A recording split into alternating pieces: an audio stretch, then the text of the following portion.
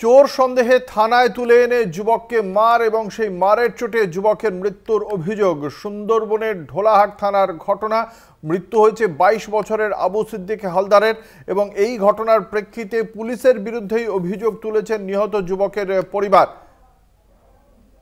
যদিও ইতিমধ্যেই এই ঘটনায় পুলিশের বিরুদ্ধে ওঠা অভিযোগ অস্বীকার করেছেন সুন্দরবন পুলিশ জেলার পুলিশ সুপার। এই ঘটনাকে কেন্দ্র করে ঢোলাহাট থানার বাইরে দীর্ঘক্ষণ ধরে বিক্ষোভ দেখানো হচ্ছে পরিবারের এবং ওই নিহত যুবকের শুভানুধ্যায়ীদের পক্ষ থেকে। দীর্ঘক্ষণ ধরেই তারা সেই বিক্ষোভ দেখাচ্ছে।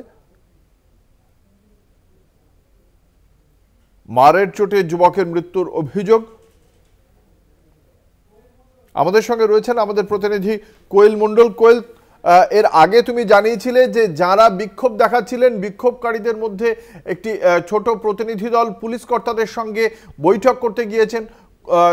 এখনো পর্যন্ত তাদের কি সেই বৈঠক শেষ হয়েছে, কিছু জানা যাচ্ছে? একদমই, দেখো তোমাকে যেমনটা জানাচ্ছিলাম অঙ্কুরদা, টানা বিক্ষোভ চলার পর অবশেষে কিন্তু নিহত যুবকের পরিবারের প্রায় 5 জন প্রতিনিধির দল তারা পুলিশ কর্তাদের সঙ্গে কথা বলার জন্য ঢোলাহাট থানার মধ্যে প্রবেশ করেছে। এখনো পর্যন্ত ভেতরেই সেই অন্দরের যে তাদের বৈঠক, সেই বৈঠক চলছে। এখনো পর্যন্ত নিহতের পরিবারের যে লোকজন ভেতরে গেছে তারা কেউ বের হয়নি। অন্যদিকে একদিকে যেমন নিহতের পরিবারের লোকজন কথা বলতে থানার মধ্যে প্রবেশ করেছে, অন্যদিকে কিন্তু আবারও নতুন করে উত্তেজনা পরিস্থিতি তৈরি হয়েছে ঢোলাহাট থানার সামনে। নিহত যুবকের পরিবারের লোকজন, তার গ্রামের লোকজন, তার বন্ধু বান্ধব, স্থানীয় বাসিন্দারা তারা কিন্তু আবারও সেই বিক্ষোভে সামিল হয়েছে। লাগাতার বিক্ষোভ চলছে। এই মুহূর্তে একেবারে উত্তেজিত পরিস্থিতি হয়ে রয়েছে ঢোলাহাট থানা চত্বর। দফায় দফায় বিক্ষোভকারীদের সঙ্গে পুলিশের হাতাহাতি এবং ধাক্কাধাক্কি চলছে এবং ব্যারিকেড দিয়ে বিশাল পুলিশ বাহিনী মোতায়েন করে রাখা হয়েছে থানার সামনে যে সড়ক রাস্তা, সেই সড়ক রাস্তার ওপর।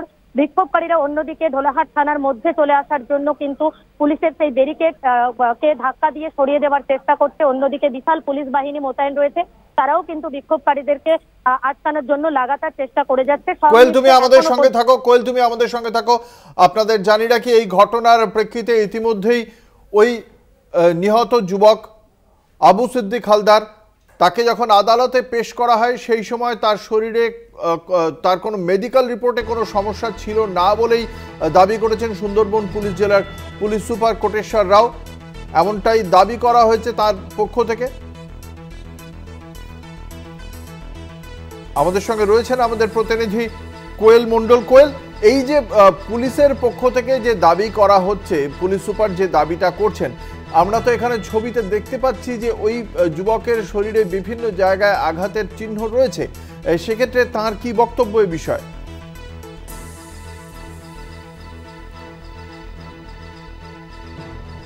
কোয়েল, শুনতে পাওয়া যাচ্ছে? আপনাদের জানিয়ে রাখি এই যুবকের নাম আবু সিদ্দিক হালদার, তার বয়স 22, বাড়ি ঢোলাহাটের ঘাট বকুলতলা গ্রামে। আমাদের সঙ্গে রয়েছেন আমাদের প্রতিনিধি কোয়েল মণ্ডল। কোয়েল, যেটা তোমার কাছে জানতে চাইবো, পুলিশ সুপার বলছেন মেডিকেল রিপোর্টে কোনো সমস্যা ছিল না যখন তাকে আদালতে পেশ করা হয়, কিন্তু এখানে ছবিতে দেখতে পাওয়া যাচ্ছে এই যুবকের দেহে কিন্তু বেশ কয়েকটি জায়গায় আঘাতের চিহ্ন রয়েছে। সেই বিষয়ে কি বক্তব্য পুলিশের?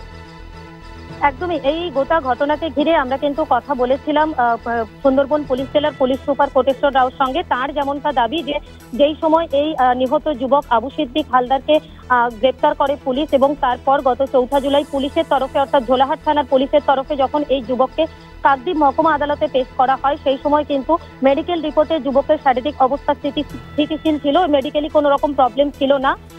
তবুও পরিবারের পক্ষ থেকে গোটা ঘটনার অভিযোগ পেয়েছেন সুন্দরবন পুলিশ জেলা এবং সেই অভিযোগের ভিত্তিতে বিভাগীয় তদন্তের আশ্বাসও দিয়েছেন তিনি। অন্যদিকে পরিবারের তরফে কিন্তু লাগাতার দাবি করা হচ্ছে যে মুহূর্তে যুবককে আদালতে পেশ করা হয় সেই সময় যুবকের শারীরিক অবস্থা যথেষ্ট সংকটজনক ছিল। ধন্যবাদ। আমাদের সঙ্গে ছিলেন আমাদের প্রতিনিধি কোয়েল মণ্ডল। এই বিষয়ে পুলিশ হেফাজতে থাকাকালীন সময়ে কোনো অভিযুক্তের শরীরের ওপর শারীরিকভাবে আক্রমণ করা যায় কিনা বা আঘাত করা যায় কিনা সে নিয়ে আমরা জানতে চেয়েছিলাম প্রাক্তন পুলিশ কর্তা সত্যজিৎ বন্দ্যোপাধ্যায়ের কাছে। কি বলেছেন তিনি শোনাবো। কোনো কিছুই করতে পারে না, ঠিক আছে, শুধু যারা অ্যান্টি সোশ্যাল তারাই মারধর করতে পারে, পুলিশ কিছু করতে পারে না। পুলিশের এখতিয়ার নেই কাউকে হাত দেওয়া, কাউকে গালে চড় মারা, এগুলো কোনো অধিকার নেই, ঠিক আছে। বা অ্যান্টি সোশ্যাল যারা ক্রিমিনালস তাদের একদম সার্বিকভাবে অধিকার জন্মে গেছে যে তারা সবকিছু করতে পারে, মারধর করতে পারে, গুলি চালাতে পারে, পিটিয়ে শেষ খুন করে দিতে পারে, সবকিছু করতে পারে সে। এবং যে পুলিশ অফিসাররা করেছে, আমার নিশ্চয়ই ম্যাটারটা যদি সত্যি সত্যি পিটিয়ে মারে তাহলে এটা খুব বড় ঘটনা। নিঃসন্দেহে সিনিয়র অফিসাররা আসবেন এবং এসে তারা এটা দেখবেন, দেখার পর তারা নিশ্চয়ই ডিসিপ্লিনারি অ্যাকশন নেবেন, তাদের এগেনস্টে প্রসিডিং ড্রন আপ করা হবে যদি কোনো পুলিশ। এ বিষয়ে আমরা কথা বলেছিলাম রাজনৈতিক মহলের সঙ্গেও। কি বক্তব্য বিজেপি মুখপাত্র তথা সাংসদ শ্রমিক ভট্টাচার্য, প্রদেশ কংগ্রেস মুখপাত্র সৌম্য আইচ রায় এবং শাসক দল তৃণমূল কংগ্রেসের মুখপাত্র বিশিষ্ট চিকিৎসক শান্তনু সেনের আমরা শোনাবো একে একে। এ ধরনের বলার কিছু নেই, কারণ এই ঘটনা নতুন নয়। ঠিক 2 বছর আগে দক্ষিণ কলকাতার বিজেপি পার্টির একজন কর্মীকে তুলে এনে একটা সম্পূর্ণ ভুল কারণে, ভুল ইনফরমেশনের ভিত্তিতে তাকে আটক করে রাখা হলো এবং তাকে পিটিয়ে খুন করে ফেলার পরে জানা গেল যে যে কারণে তার বিরুদ্ধে অভিযোগ উঠেছিল সেই কারণটা সম্পূর্ণ মিথ্যা এবং অন্য কেউ সেখানে অভিযুক্ত। আজ পর্যন্ত যে পুলিশের বিরুদ্ধে কোনো ব্যবস্থা হয়নি, তো কার্যত পশ্চিমবঙ্গের সমাজ বিরোধী পুলিশ নেতা নেত্রী সমস্ত মিলেমিশে একাকার হয়ে গেছে, একটা গভীর অসুখ হয়ে গেছে এখন সমাজের, এবং এর থেকে আমাদের মুক্তি চাই। আর মুক্তির একটাই পথ হচ্ছে তৃণমূল কংগ্রেসের বিসর্জন, তৃণমূল কংগ্রেসের বিসর্জন এবং তৃণমূল কংগ্রেসের বিসর্জন। দেখুন, বিষয়টি প্রশাসনের নজরে আশা করি এসেছে। যদি এই ধরনের ঘটনা ঘটে থাকে নিশ্চিত করে এই ঘটনা কাম্য নয়, এবং এই ধরনের ঘটনা ঘটে থাকলে প্রশাসন তদন্ত করে দেখবে কেন এই ধরনের ঘটনা ঘটেছে। কারণ আইন হাতে তুলে নেওয়ার অধিকার কারণ নেই, এবং পুলিশ প্রশাসনকেও নির্দিষ্ট নিয়মের মধ্যে দিয়েই কাজ করতে হয়। আপনারা জানেন আমাদের মাননীয় মুখ্যমন্ত্রী এই ব্যাপারে যথেষ্ট সংবেদনশীল এবং যথেষ্ট তিনি তৎপরতার সাথে সিদ্ধান্ত নেন। এক্ষেত্রেও আশা করব প্রশাসন প্রশাসনিক পদক্ষেপ নেবে। শান্তনুদা,